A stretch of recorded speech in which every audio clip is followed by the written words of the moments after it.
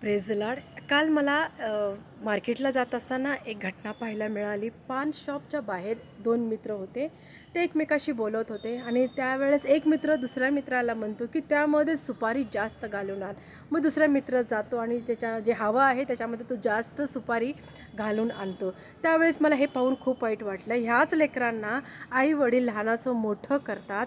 ते आपल्या हाताच्या फोडाप्रमाणे त्या लेकरांना जपतात, सांभाळतात. अशाच लेकरांना लहान असताना ताप जरी आला, साधं शिंकले, तर तेच आईवडील चांगल्यामधलं चांगल्या आणि उत्तममधलं उत्तम डॉक्टरांना दाखवतात, दवाखान्यामध्ये घेऊन जातात आणि चांगला इलाज त्या लेकरांचा करतात.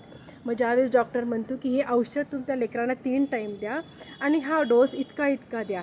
ज्यावेळेस डोस जास्त दिला असं वाटलं तर त्यावेळेस आई घाबरून जाते आणि तिला वाटतं की माझ्या लेकराला हा ओव्हरडोस होऊ नये.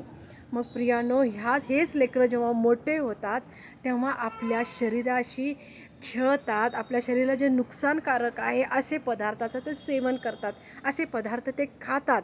प्रियानो, अशा लेकरांकडे खरोखर लक्ष देणं गरजेचं आहे. आपले लेकरं बाहेर काय करत आहे, काय नाही, ह्याकडे प्रत्येक आईवडिलांचं लक्ष देणं गरजेचं आहे. भले आपल्याला घरामध्ये ते चांगलं दाखवतात, पण ते बाहेर कसे वागत आहे हे पाहणं खूप गरजेचं आहे, खूप महत्त्वाचं आहे.